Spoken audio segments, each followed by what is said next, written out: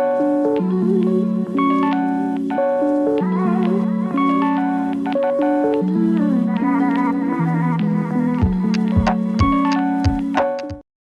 everyone, today's going to be a little bit of a different video. As you can tell, I'm alone today. Grenaj and I had decided that in honor of Asian American and Pacific Islander Heritage Month, we'd each make a video about what the words Asian American brings up in our mind. And this happens to be my week, so let's get started.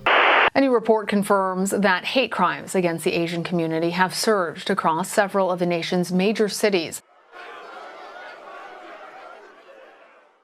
Although this is not a video about the recent rise in Asian hate crimes, I wanted to recognize the issue. The recent rise in hate crimes targeting Asian individuals, particularly the elderly, and against Asian businesses, comes at a time of increasing tension. This only adds to the narrative in the United States over the last few years on the prevalence of racism, hate, and fear in our society. We all have the right to feel safe and a sense of belonging in our communities. And hopefully one day, we'll all get there.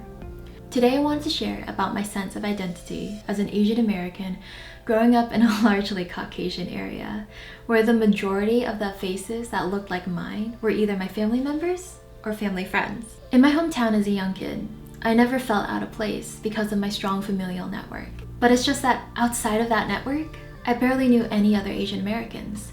As a result of that, I didn't really struggle with my cultural identity until middle school and upwards, when I began to step more outside of my bubble. As I entered those awkward middle school years, I became increasingly more aware that I was an other.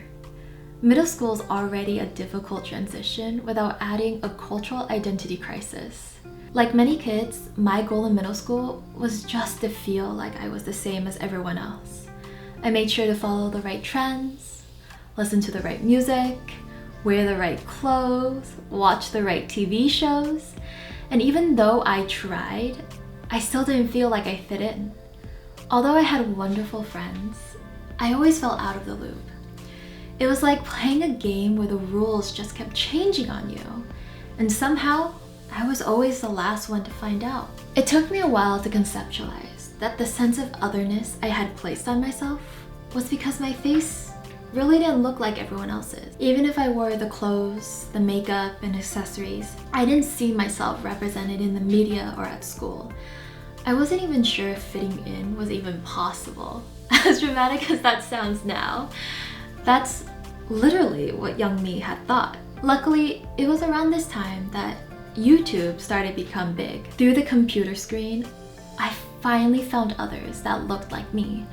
Nigahiga, Kev Jumba, Michelle Pham, Bubs Beauty, and Wong Fook Production, just to name a few. These early Asian American creators had filled a void I didn't even know I had. I was starved to see Asian representation beyond the stereotypes and narratives that I had been exposed to. These YouTubers created a unique space for themselves to share their creativity and somehow indirectly, at least from my perspective, celebrated their Asian heritage. In a way, they were giving permission to belong and take up the same spaces that everyone else has. By the time I was in high school, I had already lost touch with my Asian roots. I was and am disappointed in myself for not maintaining my mother tongue, not knowing my family history or background, or even understanding the cultural significance of the various rituals and customs that my grandparents and my parents perform every single year. I pushed away my Asian roots when I was younger because that was how I thought I would be able to fit in. Then,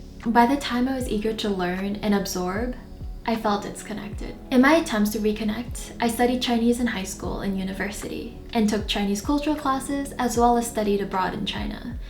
However, I still sometimes feel too American to be Asian.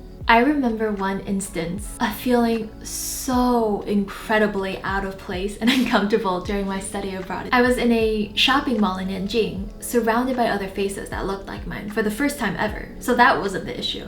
My discomfort stemmed from the stark awareness that I was uncomfortable with the language, and I didn't know any of the unspoken norms and rules. I had just felt so off balanced. Maybe culture shocked. That surprised me. It made me reevaluate what cultural identity meant to me. I now know that being Chinese will not be a defining part of my identity, but I still love my cultural heritage. Through all the experiences I have had, I developed a deeper appreciation for the culture, history, and customs. I now know that my sense of cultural identity runs along a continuum. Sometimes I feel more American and sometimes more Asian American. It just depends on the space that I'm in and the comfort level that I have expressing different aspects of my personality. It's so important for each and every one of us to feel like we belong. And maybe that's why the recent rise in Asian hate crimes weighs so much on my mind. It taps into this worry that lies